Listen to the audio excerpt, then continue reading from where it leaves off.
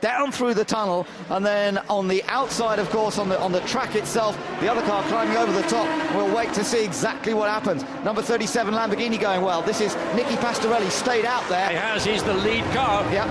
And again, clear racetrack, lots of opportunity. A 1:53.283, and that is again the quickest lap. Here we look again and see what's happened. In my opinion, although the Nissan was in the pit lane, at this point, it should have been the Nissan should back out and then argue about it with the steward, but not get into a sort of an arm wrestling situation, which was not only no one. Look, oh dear me, scary stuff when that's going on when you got people around in the pit lane. That's the problem. That's the point I'm making. You know, they'd put people in the pit lane into danger. Here's the car that is leading, yet to make a pit stop, has just recorded the fastest race lap, and watch to see whether he will say one more lap, take advantage of clear air, and try and build on that speed he's got when he can run cleanly and on his own.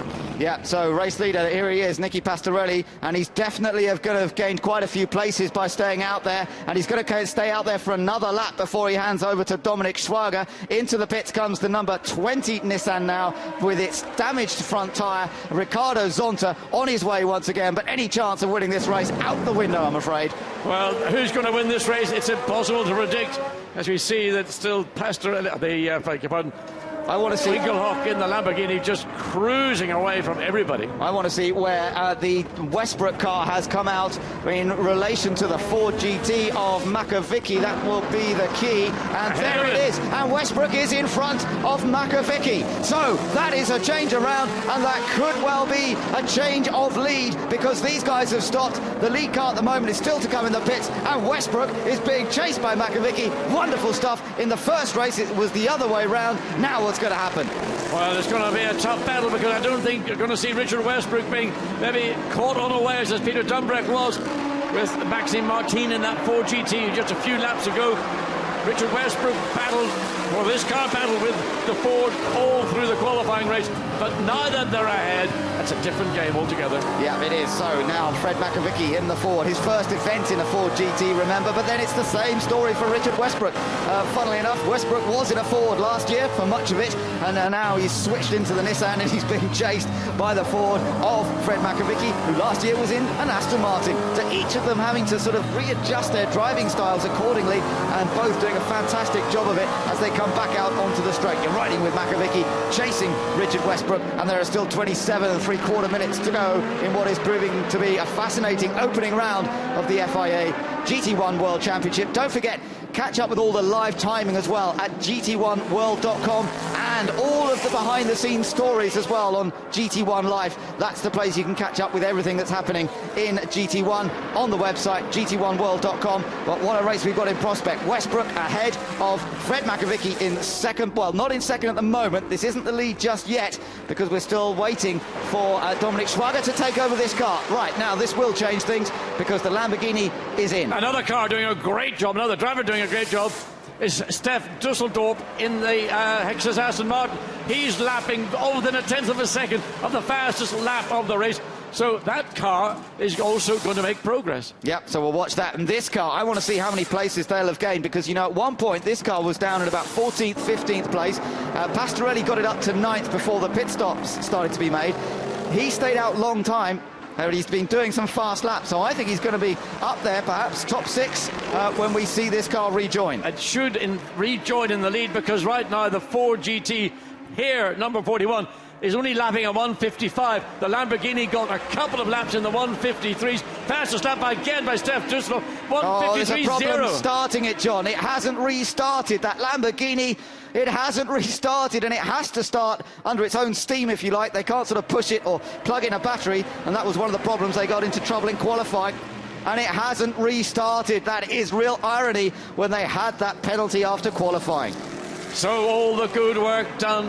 Well, still in the meantime, the sister car is leading. Well, it's not in the pits, I think. Well, that's the car in the pits. Yeah, that's the car. This is the battle for the lead now, as we wait to see what's going on. Or is it? Because the Hexus Aston Martin that you mentioned of Steph he's flying. He's done a 1:52.5.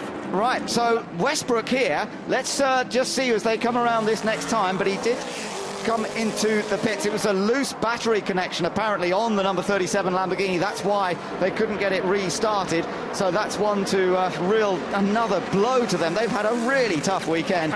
Another Aston Martin, this time Thomas Enger, making up for that pretty fundamental error he made in the qualifying race. He in fact has taken that fastest lap now on lap 16. So Thomas Enger, not only did he crash the car in the opening lap, not only did he spend time up to his elbows on muck grease to help the team rebuild the car, he's now trying to rebuild his reputation and is by far the quickest car on the circuit.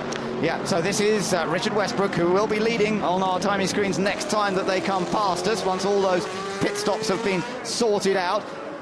Bit of a chat going on from the technical guys going over to the Sumo Power Nissan.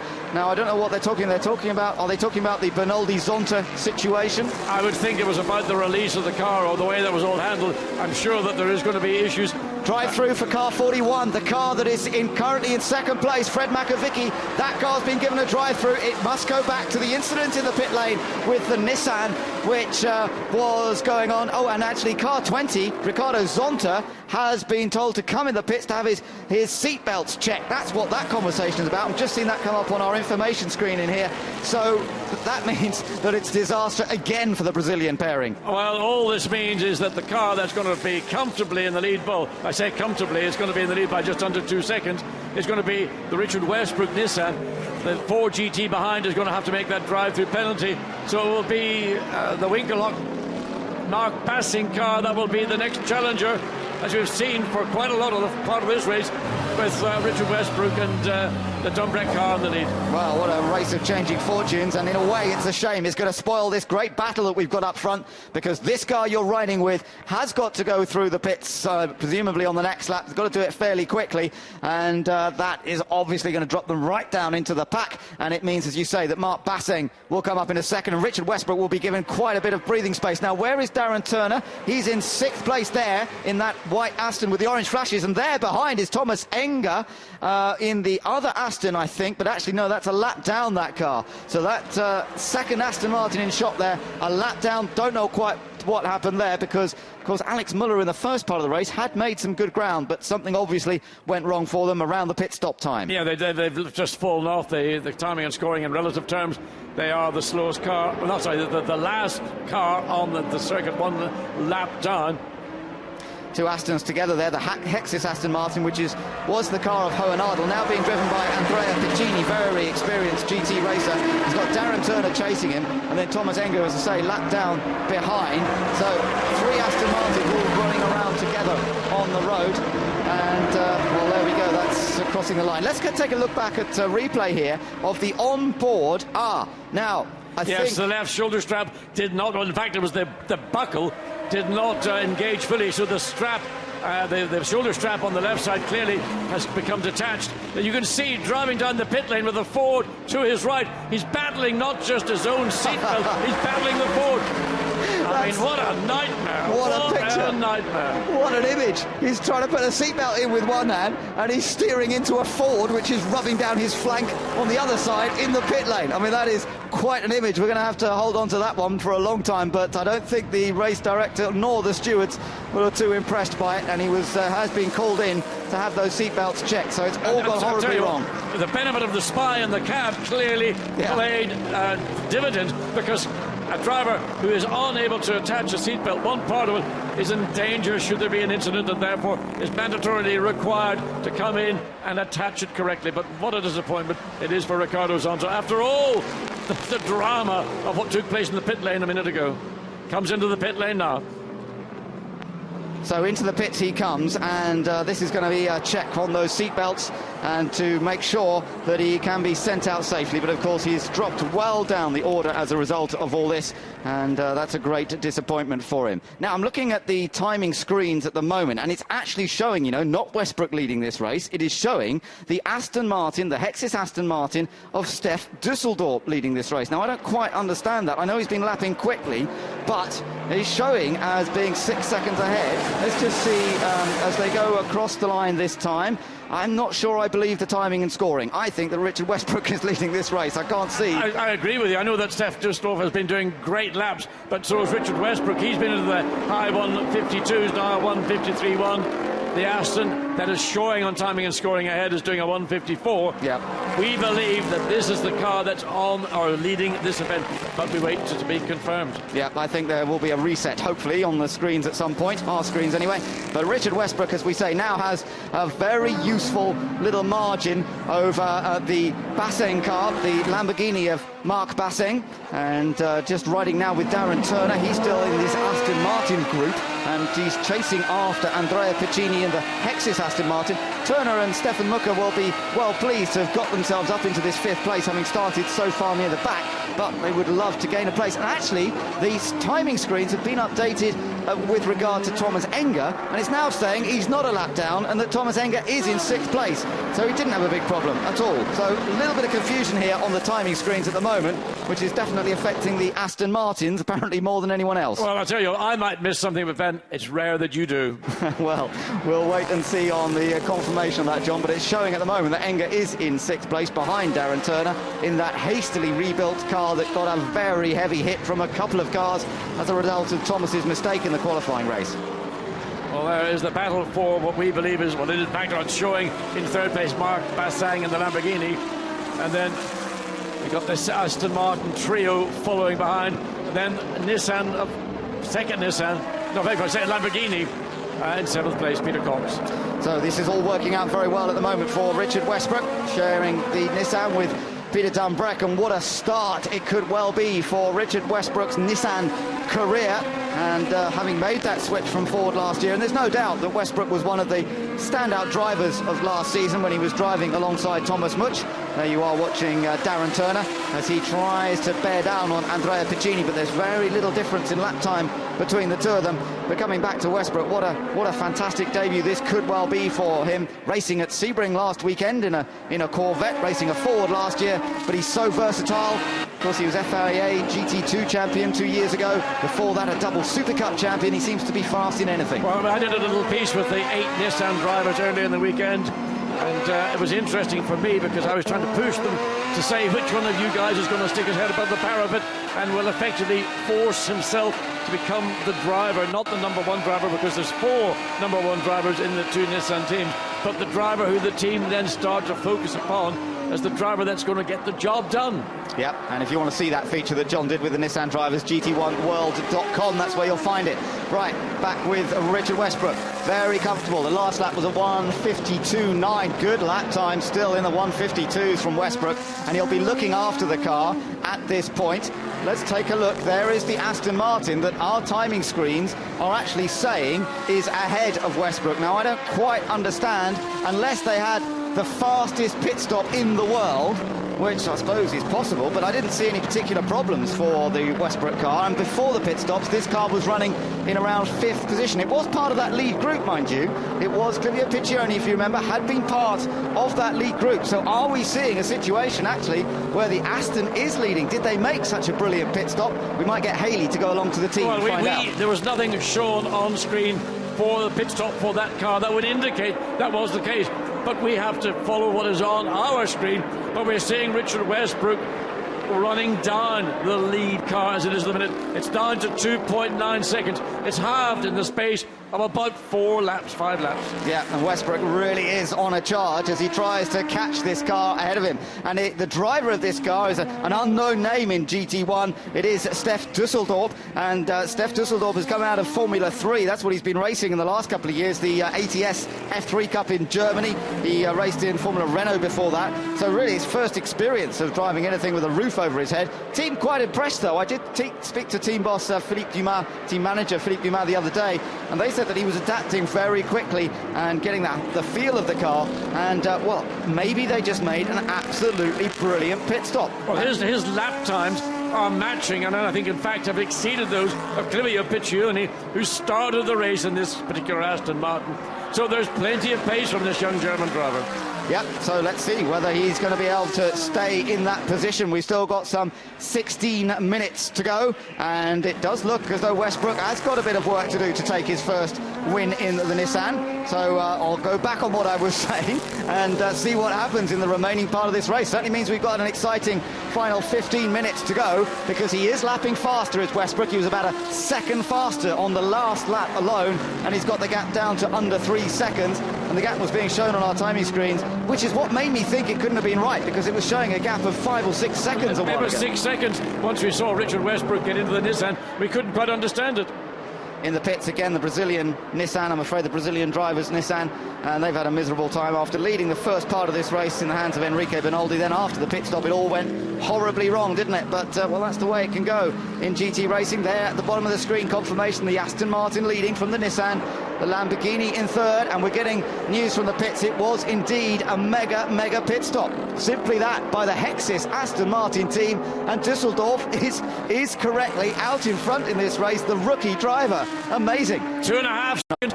0.4 was the gain for the Nissan in second place, but the response from Düsseldorf is going to come. He knows he's got to keep that Aston. There's 14 minutes remaining. Stefan's put out there on track. You are now leading the race. Yeah, for us everything is going up to plan. The guys did an amazing job on the pit stop. The car is going well, and I hope Steph keeps on. The Nissan is catching quickly, but we have the pace to stay in front, so we're looking forward to a great finish. Great. Thank you. Thank you. Okay, thanks, Haley. So confirmation that they are indeed in front. Our apologies for not getting that right. There is a notice on the timing screen saying the number of laps for car 7 is not correct. That's the Enger car, so maybe it is a lap down, so we're still trying to work that one out. But there's no doubt that this Aston Martin is leading Düsseldorf, but being caught gradually. Good lap last time around, not such a gain from Westbrook, only some 0.4 of a second, as you say, John. So still a lot of work to be done here. Well, the closer you get, I mean, it's going to become more and more difficult. And the response has come from the Aston Martin, the Nissan, putting the pressure on. Inevitably, with all that pressure comes more wear, more use of the tyre, more use of the brake. The car is being nailed harder and harder. And at some point, all you can hope for is that there maybe comes a mistake from the lead Aston Martin. Richard Westbrook less likely to do so with the experience he has. What an incredible stop it must have been. I'd love to have seen it again, because going from I wish you had seen it. place, yeah, we don't have it unfortunately, but going from 5th place to take the lead in their pit stop, and I know they were bunched up pretty closely, but nonetheless, to have such a margin once the pit stops were sorted, really remarkable. But also good credit there to Steph Düsseldorf, who has stepped up the pace again, and this time Westbrook was only able to take 0.2 of a second. The gap is still 2.3. I tell you what, this young lad in the Aston Martin leading this race is putting on a fantastic display. Well, I think it's simply because the pace that Richard Westbrook has had to push the Nissan to close down the 6 second or so deficit that he was faced with has taken its toll on that car, and the Aston Martin, which hasn't really had yet to defend the lead, has not been so aggressive with its tyre. Further back battle here between the number 47 Corvette, that's being driven at the moment by Jamie Camara, and he's being chased by Jiri Janak in the number 6 Lamborghini, the Swiss racing entry, but they're battling over 13th position it is, so 12th place in fact for the Corvette. Still having a bit of a go, and these guys are new to GT1 World Championship, and it's nice for them to have their own little dice towards the back. The Lamborghini having a little look there, not really in a place to try and do something. I think he should try and think about somewhere else. Well, I mean, why bother telling them? Let them enjoy it. Let us enjoy them enjoying themselves. Yeah, absolutely. It gives us a good show, doesn't it? So there you are on board with the Lamborghini.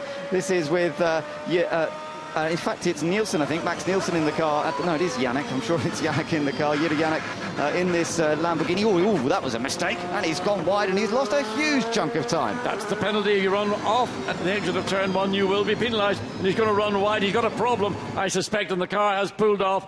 And is that another? It looks like a right rear. Maybe the problem with the Lamborghini as it runs on the grass, gets off the racetrack. It ran wide, and then he couldn't make the turn into turn 2. And I think that right rear is was something, or maybe something's failed to the rear of the car. Yeah. Something strange has happened at the back of that. It's the right, I'm sure it's the right rear. I can't make out if it's a tyre or if it's a suspension component. Right, Richard Westbrook then in second place. He's gained another 0.3 on that lap. He's got it down to under 2 seconds, but there's only 11 laps to go. And we've seen already at this circuit, it ain't easy to get past once you do catch somebody. It's 11 minutes. What did I say? 11 laps. Oh, yeah. Yes, 11 minutes. Sorry. It's the excitement of what's happening.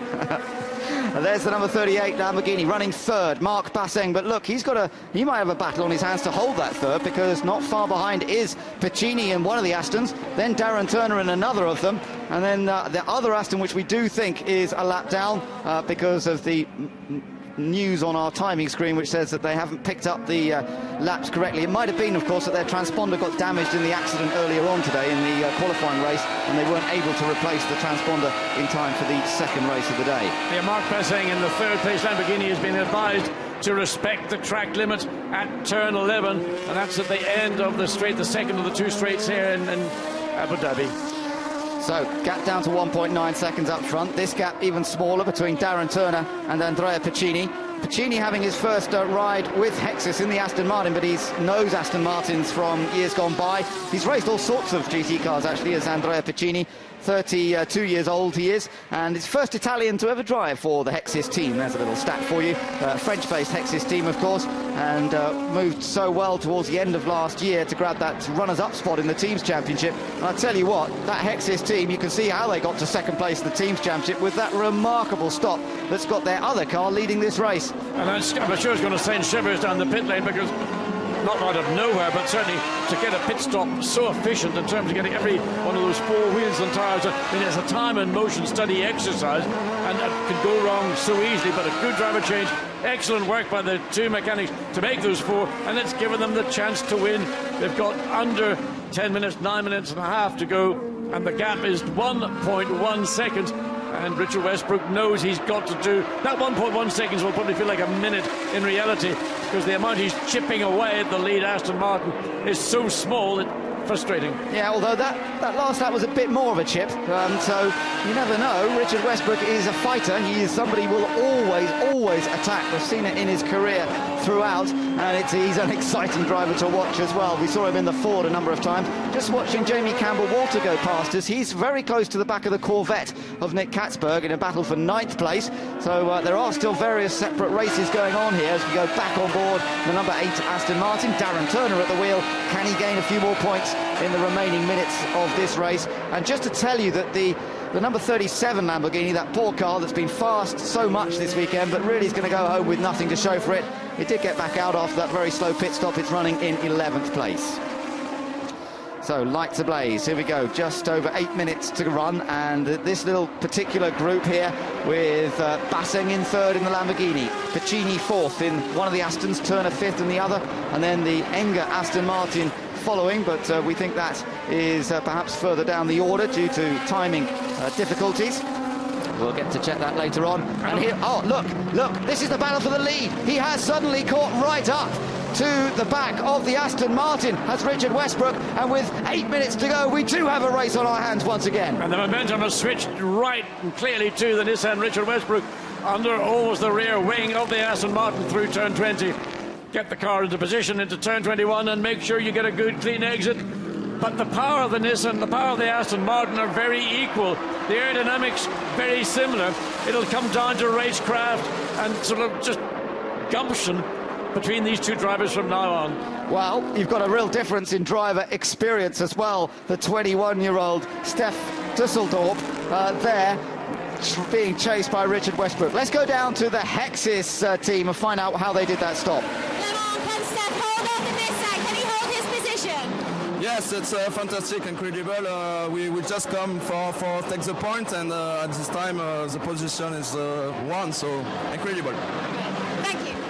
Well, yeah, it is incredible, but is it going to stay that way? Because Richard Westbrook's not far behind now, and he's got the power of the Nissan, but that Aston Martin has been fast all weekend here as well, and now the youngster has got his mirrors filled with one of the fastest sports car drivers in the business. Well, what's wonderful when you're in the situation of Richard Westbrook, with all that experience, you know how to turn the screw to make that torture even more painful. And the young driver in the Aston Martin, he's never had Richard Westbrook behind him. He doesn't know what he's going to do. He closes down as they come down into turns. There's turn 10, 11, 12 and 13. and there will be some part of the racetrack that Nissan is going to show its nose and try to get alongside the Aston. Yeah, surely he's going to have a go, but they looked incredibly evenly matched, both on acceleration, top-end speed, and indeed handling through the corners. But Westbrook is going to, as you say, try everything, has a little look down the inside. He sizes up Dusseldorf. Is there an opportunity to push him into an error? The youngster so far looking good. So can Westbrook use all of that experience to really apply that little bit extra now in the remaining moments of this race? Still sitting in third place is the Lamborghini of Mark Basseng, but it's surely this race now is all about these two as the clock continues to tick away and another lap is completed. It is a two-horse race right now, but it could become a Lamborghini horse race, or prancing bull in their case, if these two drivers go at it big time. And if one is aggressive and the other's unyielding, then we know what the outcome's going to be. Yeah, and of course both are on for a good championship points here. Peter Dumbreck drove this car, the Nissan, in second in the first part of the race. Let's go and hear from him what he thinks. Peter, if it was you out there, what would you do to take that car? I don't know. I think we're around the corners. We certainly seem quicker. We've got a lot of downforce on the car. So we're not so fast in a straight line. So I think Richard's really going to try and push him into a mistake here. Maybe he can get by that way, but he seems to be way quicker, but it's so difficult to pass. Thank you. Peter Dumbreck watching anxiously then to see whether his teammate's going to get past, and there's another anxious man. It's Clivio Piccioni looking for his first ever win in a championship race in GT1. Here comes Westbrook. Having a look, but not quite there. That's what the extra downforce enables you to do. Brake that little bit later, but he wasn't sufficiently close on the gearbox of the Aston Martin to enable that overtake to take place. But it's indicative of what we can expect with 4 minutes remaining in this race. Basically little over, but there'll be this lap and maybe two more.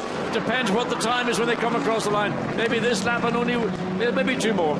So here they come under the hotel once more time. So impressive with, so impressed by this young Dutch driver though, who has been racing single-seaters, but doesn't really have a sort of CV that would make you say, wow, this guy's a real superstar. And yet he sits there in the lead of this race, looking composed at the moment. I hadn't really seen any little errors, no lockups, not running too wide there out of the last corner. Great stuff from Düsseldorf. It's a very nicely sorted out chassis. It's giving the driver a very easy ride. He's not having to fight the car.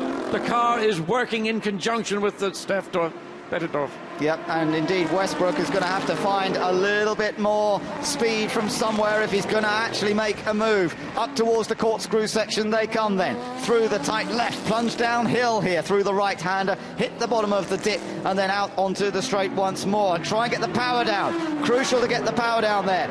The Nissan has got a lot of power, but getting it onto the road can be the difficulty. It's interesting, the Aston is not going defensive. He isn't concerned about the braking potential with the Nissan. He's got a comfortable gap. Well, you're talking about a tenth or 2/10 of a second. Now, out of turn 9, you've got another long straight, and that's another opportunity. It's probably going to be the best opportunity for the Nissan and Richard Westbrook, but not on this occasion. The gap has stretched sufficiently to allow the Aston to be comfortable in choosing the part of track he wants to run on. So Westbrook has won various championships in the past, and he knows that to win championships the crucial thing is to finish consistently, and he knows that that's how Bartels and Bertolini did it last year. So as much as he wants to win this race, the last thing he wants is to lose a potential second place finish. So perhaps he just decides to sit in the mirrors of Steph there and just try and keep the pressure on him. Clivio Piccioni looks as though he's praying, seeing whether they will hold on for a victory. The Hexis team that was so strong at the end of last year, taking victory in Argentina with Fred McAvicky driving, and Clivio himself coming home in third in that race. Well, what a start to the season it could be for them. I think what Clivio Piccioni is praying for is that there is only one more lap, but it's going to be a very close call. It's going to be, I would suggest this will be the last lap that these cars go on to. They were lapping them on 52, 53s. I mean, it's so close that we'll be racing literally to the line, and it may be that there is one more lap after this. I think it will be a checkered flag but it's a question of the pace that the lead car leads. Westbrook sliding the car over the curb on the edge of the turn one. Yeah, if, the only sort of little error we've seen from either of these two guys actually comes from the more experienced campaigner. It is the final lap according to the timing screens, and Westbrook is heading on his way around here, but he doesn't look to have found a solution to get past this Aston Martin, which seemed to almost come out of nowhere. Not quite. They were in that lead group before the pit stops, but I have to say one of the most amazing pit stops that we've seen in the short life of the FIA GT1 World Championship. One of the most amazing pit stops we haven't seen. Yeah, because we didn't see how fast it was and how quickly he got out in front, and astonishingly he has held on in front of Westbrook in the Nissan. It's still going to be a fantastic start to the season for Richard Westbrook by going to Nissan for this year, and you've got to say that he and Dumbreck will be championship contenders, but I certainly didn't expect Stef Dusseldorf to be a championship contender from day one, and yet driving like this is an absolutely brilliant performance. It's not over. Watch as we get up into turns 16, 15, 16, 17. That's going to be the last hurrah for the Nissan if he can get himself into a position to put pressure as he comes up the inside. No, that's the last realistic chance Richard Westbrook had to win this race. Yeah, unless he goes for it really into the last corner, but that would be a do-or-die manoeuvre, and surely he's got to think about the championship. Stef Dusseldorf, the new sensation here at the Yas Marina circuit in Abu Dhabi, has come out of virtually nowhere. He has led the second part of this race without us even realising it, and it's going to be a remarkable victory for Hex's Aston Martin, for Stef Dusseldorf and Clivio Piccioni. They beat the might of Nissan. They take the win. Phil Dumas and the team, they will be so happy about that. They finished 2010 on an amazing note, and they have just pulled off one of the biggest surprises possible by winning the first round of the championship in 2011. What a great advertisement for GT1 World. It is fantastic that a team that really we weren't looking to the victory in the championship race did a brilliant stop. We didn't get to see it. We may have a chance in some of the highlights later on, but what a great victory. Clivio Piccioni, he did a good job, was in contact up until the pit stops, but it was that magical pit stop that got the car into the lead, and they consolidated it even in spite of intense pressure from Richard Westbrook in the Nissan, who went on to finish second. A David and Goliath story, there's no doubt about it. That Hex's team is a small, well-knit team, but you would not have thought that up against the might of those two Nissan teams, the might of the driver strength that they've got at Nissan, that the Aston Martin there would have stayed in front. But not only that, it just shows you that this form of racing, you can sign all the best drivers in the world, but you've got to get the pit stop right as well. It is a team effort, this form of racing. It is not just about being fast on track, although to say that Piccioni and Dusseldorf were fast, there's no denying they did a good job, but that team worked as a unit this weekend. And surely this car, it just really does a dream to drive all the way through the season, all the way through this weekend. The Aston Martin has been quick. Darren Turner led the qualifying race, and then it all went wrong. And now we've seen Aston with the Hex's team, not the team we thought might be the team that would take the honours in the championship race. But what a great debut for young Stef Dusseldorf. Yep, Stef Dusseldorf, that's right. Comes from Winterswijk in the Netherlands. Did 2 years of Formula Renault after he stepped up out of karts, 2 years of Formula 3 Cup in Germany with Van Amersfoort Racing. He was the runner-up in the ATS F3 Cup back in 2009, and then he was fourth in the championship last year. Tall lad he is, taller than most single-seater drivers. Perhaps that GTs are just his kind of car. Let's confirm the result. Piccioni and Dusseldorf, the surprise winners here, beating the might of Nissan with Dumbreck and Westbrook. But what a great show it was. The Lamborghini of Winkelhock and Basseng in third, and that's a brilliant result for them. Hohenadel and Pacini in the other Hex's car got fourth, so they're both cars in the points, and they'll be leading the team's championship as a result of that. Mucker and Turner recovered to finish in fifth. Sixth place for Muller and Enger. It seems to have confirmed that, so our question marks about whether they were a lap down seems to confirm they weren't, and Muller and Enger finished sixth. Wendlinger and Cox seventh. Martin and Makovicky in eighth in their Ford. Brabham and Campbell-Walter came up to ninth. Hazemans and Katzberg in the Corvette 10th. Then Pastorelli and Schwager, poor guys who were so fast all weekend, all they could do was finish 11th. Matska and Pavlovic in their Ford finishing down in 12th. The Corvette of DKR finished in 13th place. Another of the Nissans there, JR Motorsports car, that finished just behind in 14th position. but we got most of the cars to the finish of this race, and down there at Hexis, the celebrations are already beginning, and it's the tall Steph Dusseldorp there who is getting a big hug from Clivio Piccioni before he even gets a chance to take his crash helmet off. Well, a very special moment for a young man, and most prestigious victory, I would say, in his young career. Yeah, but what he's got to thank those team guys, hasn't he? He's got to thank them. And, you know, Nissan will be going back over the times of the pit stop. JR Motorsport will be looking, studying, where did we lose that time in the pits? They did stay out a little longer, didn't they? Dumbreck stayed out a lap extra. I wonder if that had a bearing on it. But whatever happened, the Hexis got it right. I think simply Hexis did their pit stop, probably had a clear pit lane when they were making their pit stop. It was just perfect. I mean, you couldn't ask for a better pit stop, and to get back out again, and almost to confound everybody to think that, well, they in the lead, was it an error because we were concerned about the situation? But the Thomas Enga Aston Martin, we were getting indications that it was a lap down, then it wasn't, then it is. And was that going to be the case with the lead Aston Martin? It's won the race. Lovely shots there of the anxiety as they waited to see whether that car was going to stay in front, and this was the moment that it crossed the line. Look at that fantastic celebration there, and well, they are partying already. Let's go down and join the party. Steph, you had some challenges in the team at the beginning of the weekend, but what a debut that was for you. Yeah, incredible. The team did a fantastic job. Clivio did a first good run. We did a superb pit stop, and I finished at last 10 runs was hard battling, but incredible. And Clivio, what about that pit stop? It's just amazing. I think today we have a big advantage, and I hope we keep it all year. Thank you, guys. Congratulations. An amazing pit stop. Clivio really being very understated there. It's his first win in GT1. It's Steph Dusseldorp's first ever race in GT1. And what a way to come in and win your first ever race at this World Championship level. And they, look, Steph Dusseldorp and Clivio now lead the points on 27, but Dumbreck and Westbrook not far behind on 24. Basseng and Winkelhock. Basseng had a miserable season last year. Look, he's third, and he'll be so pleased about that. The Ford of Makovicky and Martin, though, a bit out of luck because they were fast all weekend and they won the qualifying race, but they go away in fourth in the points. Hohenadel and Piccini in the other, Hexis Aston fifth in the points.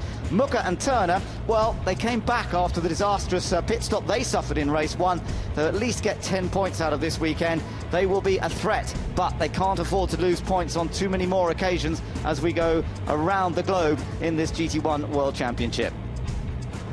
Let's take a little look back then at some of the highlights of that race. Certainly a remarkable performance from a number of drivers. That number 22 Nissan, which we thought for a while was going to take victory, it seemed to be the battle with the Ford that we were worried about, but all the time that Aston Martin had got out quite a long way ahead after the pit stops. It wasn't even in the picture initially, and Westbrook had to work so hard to catch it that he probably took the best out of the car. I think that was the case. He just had to push so hard all the way through his stint that inevitably you're going to overload the tyre and you're going to put strain on the brakes.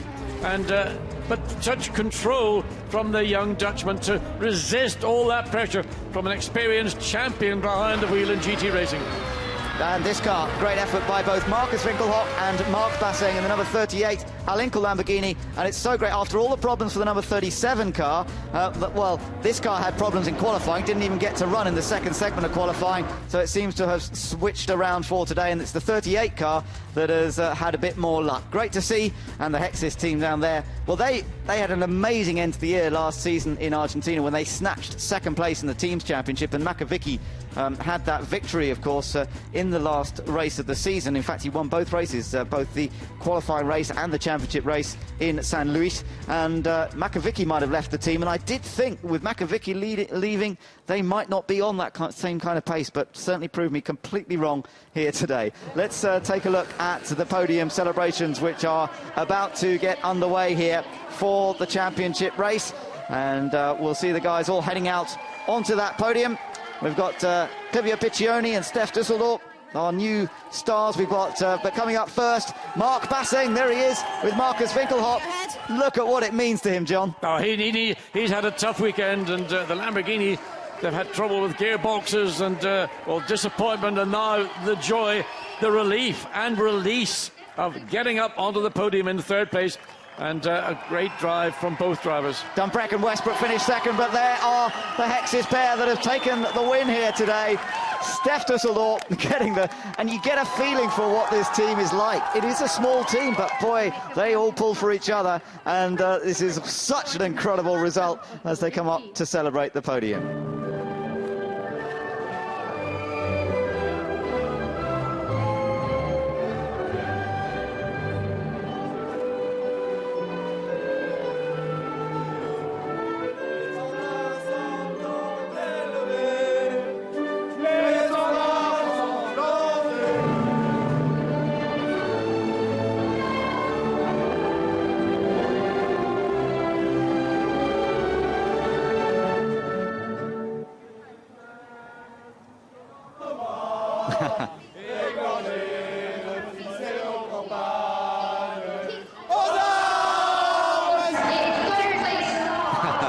It's nice that they continued the anthem after it came to a rather early conclusion, but it's time for the trophies to be handed out. Look at Mark Bassing on the right. He won the Bathurst 12-hour race earlier on this year, John, in an Audi R8, but this means even more in a way, even though he hasn't won the race, because the only points he scored last year were in the very last race in Argentina. But Ben, I think what we're seeing here in Abu Dhabi is the strength of the driver partnerships that we've got in 2011. Teams realizing that they have to get success, they have to bring in the talent, and clearly Steph Dusseldorf is a big talent. We know that Clivio Piccioni can drive a car, same with Marcus Winkelhock, and yeah, just really amazing. I mean, great for a youngster to come into a series like this, and you know, this is very much what Stefan Rattel wants to see. He wants to see rapid young drivers who've got high hopes, high ambitions coming into the series and showing what they can do up against some established stars, people like Richard Westbrook and Peter Dumbreck, and that's exactly what this young man has done today. Well, it's a totally different. You can imagine he's come through Formula 3, a lightweight, high downforce single-seater compared to a much heavier, relatively low downforce GT car. Yeah, very different kind of car, but he seems to have adapted very, very quickly, hasn't he?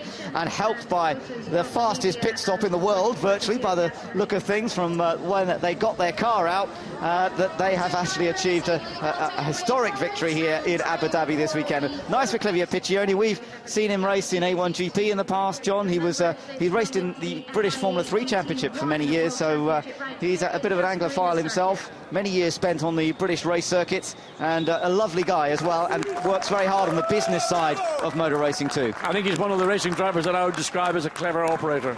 Definitely a clever operator, yeah, very smart both in the cockpit and outside it, and he's responsible for putting a lot of the deals together at that team. So many congratulations to Clivio. He's got a mighty new teammate, hasn't he? There he is, just stepping off the podium now, and the perfect start to the season. But it just makes me wonder at the speed of that pit stop, when you see the difference in height between Piccioni and Dusseldorf, get the name right, that often you have to have a seat insert to accommodate the shorter of the two drivers. So whatever they have managed to do, the driver change, although there's no pressure on the driver change, it's just another element that they've got to consider. Yeah, but these guys, you can see the family unit that is there, and they just sort of all pull together, as we saw at the end of last year. There's Philippe Dumas just in the middle of the shot there.